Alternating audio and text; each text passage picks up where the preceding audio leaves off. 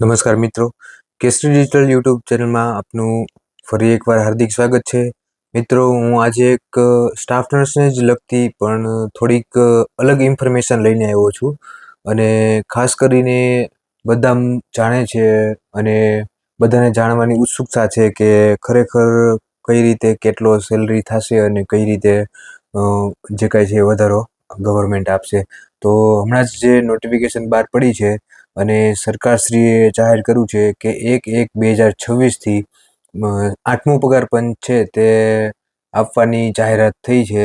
મિત્રો, એ ક્યારે આપે ને ક્યારથી લાગુ કરે અને જે કાંઈ છે એ થોડું ઘણું ઇન્ફોર્મેશન ટોટલ આવી નથી, પણ જેવી આવશે અને ત્યારે હું શેર કરીશ. પણ અત્યારે આપણે કેલ્ક્યુલેશન સમજીએ કે સ્ટાફ નર્સનો જે પ્રમાણે પગાર હોય છે અને એ લોકોનું જે બેઝિક છે તે પ્રમાણે તમારું જે 8મા પગાર પંચમાં કેલ્ક્યુલેશન કેટલું થાય છે અને HRA, DA પ્લસ અધર એલાઉન્સ થઈ અને ટોટલ કેટલી સેલરી બને છે તે આપણે થોડું ઘણું જાણીશું. તો આવો આપણે આગળ જાણીએ.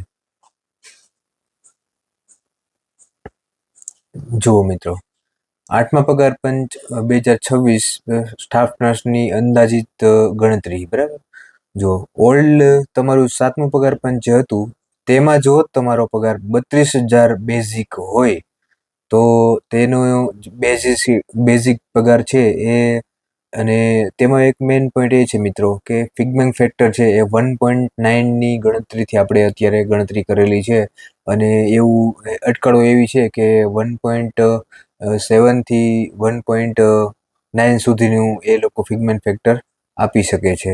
તો તેના કેલ્ક્યુલેશન પ્રમાણે જો 32,000 છે, બરાબર, તો તેને આપણે 1.9થી ગણીએ. જો 32,000 1.9 એટલે જુઓ 60,800 ટોટલ થયા છે. બરાબર, તમે અહીંયા જોઈ શકો છો તમારો બેઝિક 60,800 બનશે. ત્યાર પછી એ જુઓ કે તમારો જે બેઝિક પગાર 32,000 હતો તો તેમને અત્યાર સુધીનું જે કાંઈ DA 54% થતું હતું, એટલે બેઝિક 32,000 હતો તેનું DA 54% લેખે 17,280 થતું હતું. તો મિત્રો, 8મું પગાર પંચ જે લાગ્યું છે તેમાં DA 0 થઈ જશે, કેમ કે જે કાંઈ છે નવું પગાર પંચ લાગે એટલે DA છે એ ફરીવાર શરૂ થતું હોય છે. અને તમારો જે ઓલ્ડમાં જે છે 32,000 તમારો જે બેઝિક હતો તેનું 9% છે એ HRA થતું હતું, એટલે 2880 રૂપિયા તેના થતા હતા. તો મિત્રો, બેઝિક 32,000, DA 17,000 અને HRA 2880, તેમ ટોટલ કરીને 52,160 રૂપિયા ગ્રોસ સેલરી થતી હતી. તો તે હવે 8મો પગાર પંચ જે આવે છે, બરાબર, તેને 1.9ના ફિગમેન્ટ ફેક્ટરથી આપણે ગણીએ તો બેઝિક પગાર 60,000 થશે. એમાં DA છે તમારું 0 થઈ જશે. તેમાં HRA 9%, એટલે 60,000ના 60,800ના 9% એટલે 5,472, એટલે ગ્રોસ તમારો થશે 66,272. તો જુઓ મિત્રો, પહેલો જે ઓલ્ડ હતો તે 52,160 થતો હતો, તેની જગ્યાએ અત્યારે 66,272 સેલરી તમારી થવાની 1.9 ફિગમેન્ટ ફેક્ટર પ્રમાણે શક્યતાઓ છે.